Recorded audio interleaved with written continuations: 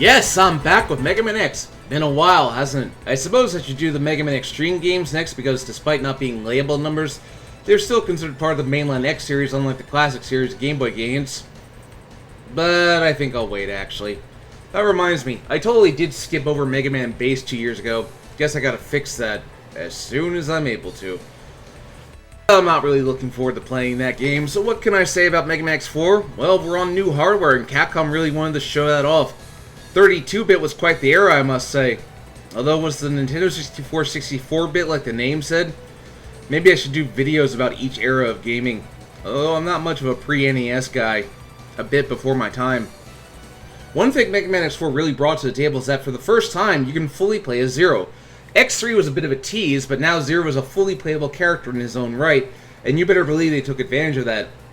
Like the contemporary Mega Man 8, this game received a big increase in production values, but unfortunately sales of Mega Man X4 just barely broke even, hence why they didn't do this kind of production values for the next game. Sony was insistent on going 3D, but Capcom stuck to their guns and kept the 2D look. It paid off because this game still looks good today, unlike its contemporary 3D counterparts. Unfortunately, I can't say the same for the voice acting. Like its brother Mega Man 8, the voice acting in Mega Man X4 is incredibly subpar. Everyone is rushing their lines, and it sounds like they're recording in their parents' basement. I don't know why they gave X the same childish, girly voice like the original Mega Man, but it's so unfitting. Apparently, she didn't even know that she was recording for two different characters. Zero sounds very rushed, like he doesn't know what to do with his lines, and of course, there's the infamous, "No, this isn't happening! There's no reason for me to go on! What am I fighting for?"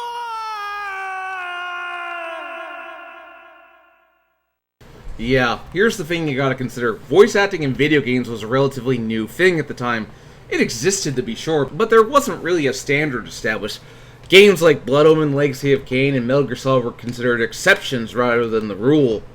Apparently Capcom basically took whoever they could get and had them fill in the lines, which is pretty typical. And apparently they didn't even bother translating Zero's techniques into English. So what can I say about the story? Well, X's story opens with a mysterious figure in a cloak meeting with the general of the Rebel Force. He tries to tell him to betray the humans, but the general refuses. Sig, I mean, the mysterious cloaked figure leaves, assuring the general he will change his mind. Now that's how X's story opens, setting the mood for the story and general plot. But Zero's story? It opens with Zero waking up and seeing none other than the shadow of Dr. Wily appearing before him, therefore confirming that Dr. Wily is Zero's creator. This was hinted at all the way back in X2 with, he is the last of the Doctor's creations. Granted, it's a bit more explicit in the Japanese version of X2, but here we get more focus on it. It's mainly a setup for the next game, but you can instantly tell that Wily intended for Zero to be a force of destruction. The main driving force of the game is the Rebel Force, who are clearly being manipulated by Sigma. The game doesn't even try to hide that it's really him pulling the strings. The opening incident leads to a city being destroyed and subsequently Rebel Force is blamed, and rather than doing the smart thing and proving they had nothing to do with it, the general decides to create a Reploid-only utopia that is not about rebellion and insurrection, but the Maverick Hunters sure do think so. Now, this is typically a pet peeve of mine, when characters don't just talk about everything. In spite of, say, that being the easiest thing to do, we wouldn't have a story if we did that, now would we? There are some side characters such as Colonel and his sister Iris, who is in a relationship of sorts with Zero, or at least that's the vibe you get. How do Reploids view love? Is it the same way? Though X interacts with the Colonel in his story, Zero is the one who has the closer connection with him. X has Double, who turns out to be a double agent. So really, the whole truth about this story, it's more Zero's story than X's. X has no story, he's just there. In fact, X appears in very little of the game's animated FMVs. When this is supposed to be his game, the most interesting parts are Zero's story where he confronts Sigma, who reveals that Zero was a Maverick when he first appeared. Yeah, in a very impressive fight scene, Zero and Sigma, then the leader of the Maverick Hunters, go head to head. Clearly, this is where most of the budget for the cutscenes went to. Zero very nearly kills Sigma, but strangely he stops in pain, and it was at this point when the virus was transferred from Zero to Sigma. Some people take issue with Maverick Hunter X retconning this, but it's obvious at this point that X is around now, so we don't know the full details. Zero just woke up at this point. But one thing I wonder, how do X's and Zero's stories connect? Aside from X's ending, the two don't interact at all. So how does that connect with all this? Both stories are clearly canon. I've been considering coming up with my own take on how to combine X and Zero's stories. Would you like to see it? Yeah, I must admit the story falls apart when you think it through. It's just at the time, I didn't really care. I just liked the lore revelations. Dr. Wily is Zero's creator, one interesting way to connect the X series to the classic series. Yeah, sure, X doesn't have much of a story, but that's... Actually, yeah, that does kind of suck. It was at this point that Inafini's one true love for Zero was starting to show. I do believe he said, my X will get all the good scenes. X only gets one piece of character development, and we'll go into it at the end. Capcom was wise to stick to their guns about staying 2D instead of going 3D, as this game has aged quite well when compared to its 3D contemporaries on the PlayStation. It looks so stylish. I apologize for the quality of the video footage as I recorded this off of PlayStation 2 for a PlayStation 1. I could have used the X Legacy Collection, but I decided to be authentic. The music is top notch as always. I love the little image of those characters that stays whenever they do a wall jump, it just looks so cool. There is a Saturn version of this game, but it's no different this time. I really wish Capcom would make the Saturn version of Mega Man 8 available, but that probably has to do with Saturn emulation being rather tricky. Stages in Mega Man X4 are now broken up into 2 acts, which makes the game increasingly easy. You see, if you die at the boss and run out of lives, you just have to redo Act 2 again, which renders lives pretty much meaningless in this game.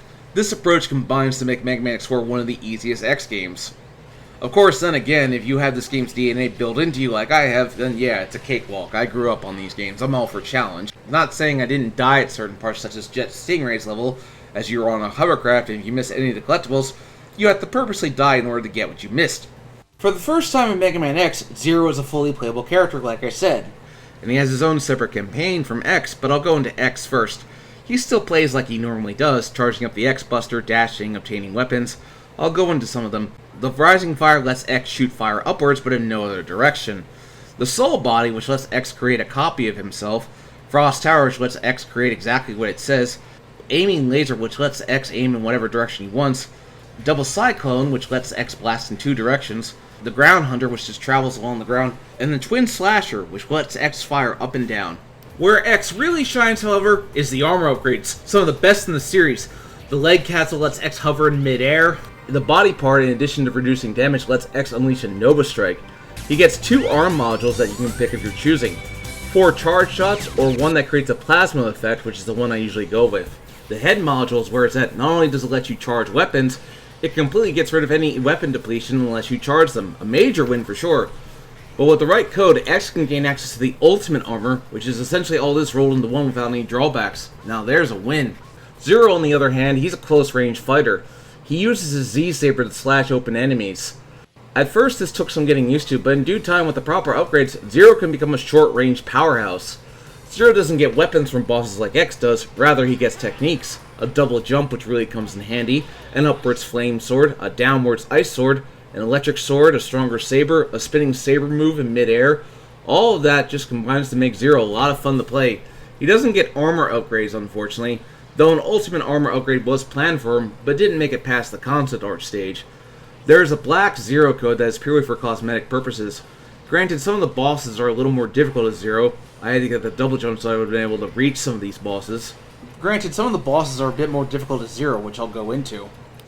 As for who I prefer playing as, well, the answer honestly has to be Zero. The game seems more tailor-made to Zero. While it's perfectly playable as X, I think the developers really wanted to show off Zero for the first time. No longer is he only partially playable, he's able to be fleshed out as his own character. X is certainly there for the more classic Mega Man experience, while Zero provides a whole new experience. In the end, I recommend playing as X first, then play as Zero. X is good for beginners, while Zero is good for expert players. I'll go into the usual stages.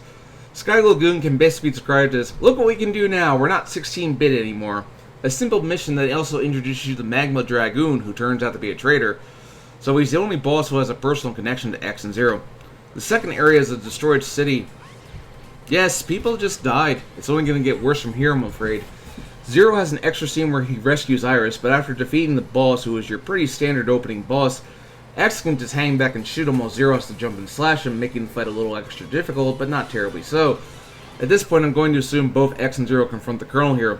The whole business of separating from humanity because of a misunderstanding is still very shaky. But let's start with Snowbase.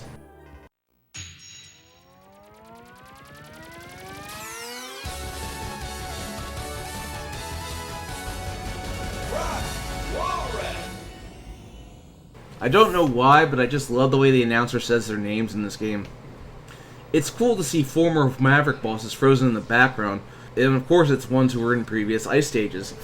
This level mostly contains ice blocks that shatter, but overall it's nothing too bad. You get the EX tank, which lets you start with 4 lives instead of 2, but it's pretty pointless overall, especially since lives are meaningless to begin with.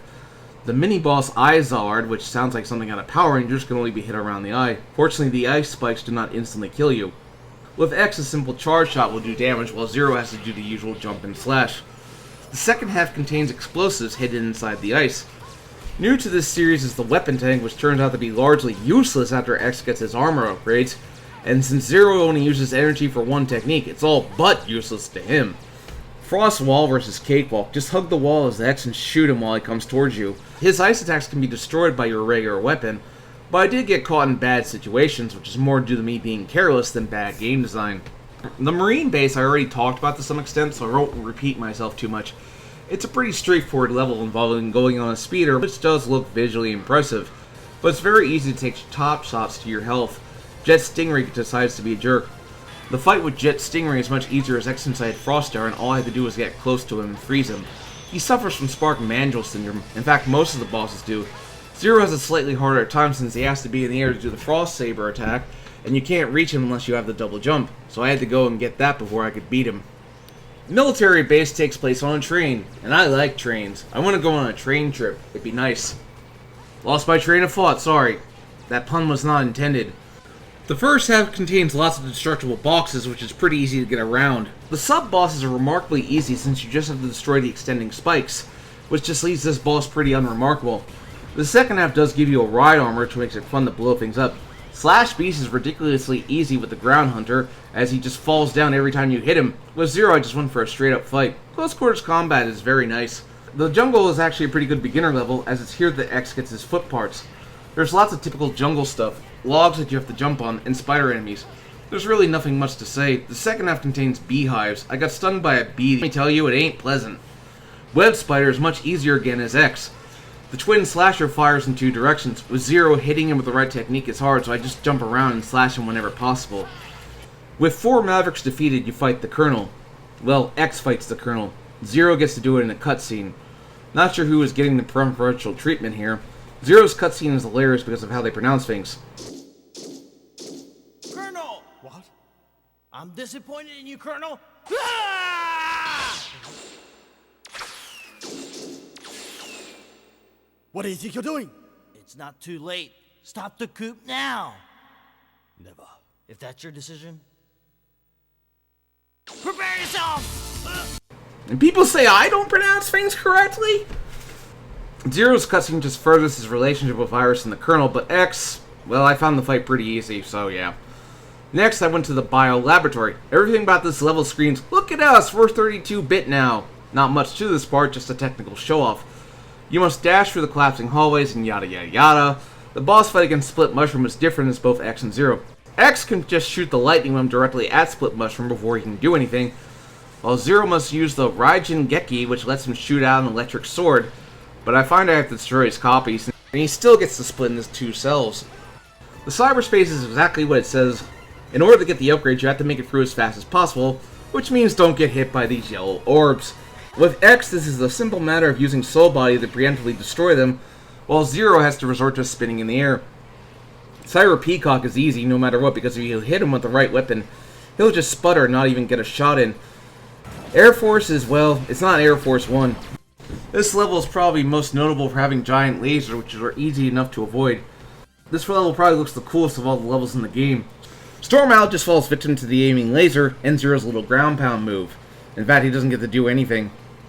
Last level, Volcano, where you confront the traitor Magma Dragoon.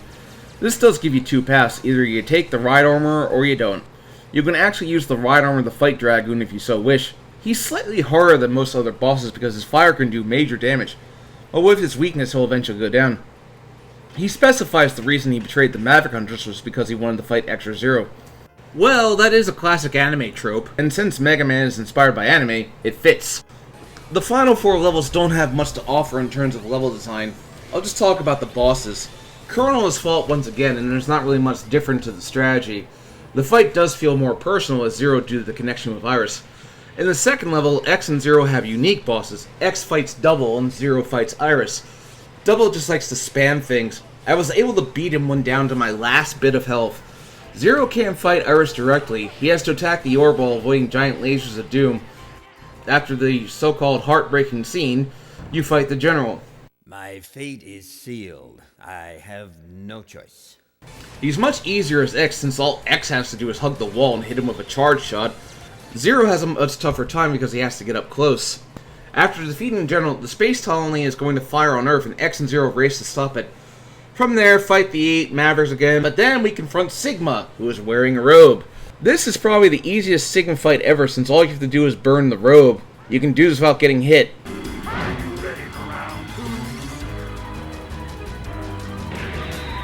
Sigma's true form is not too bad since it's very easy to predict, and with due time he goes down.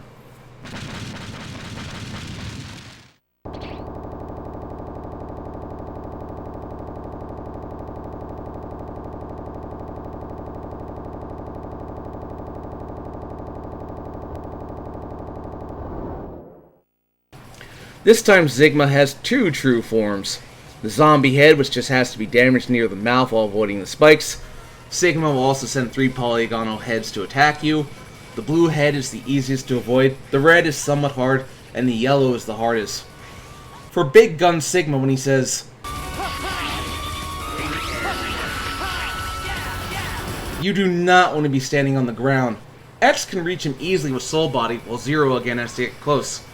After defeating him, Sigma tries to take Earth down with him, but the General is able to sacrifice himself to stop it, making amends for his mistake. With the ending, X is left to wonder, what will happen if I go Maverick and ask Zero to take care of him if it happens, though most of the drama is undercut by the poor voice acting. This was meant to foreshadow developments in future games, but it didn't end up happening for reasons I'll go into later, while Zero is left to wallow over his loss.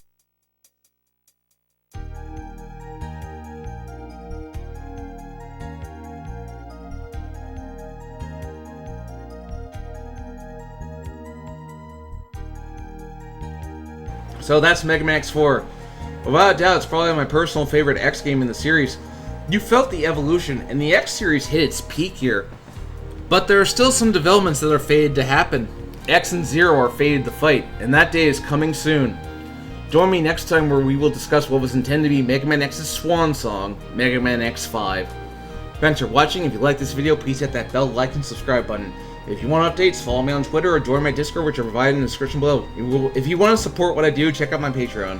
See you next time.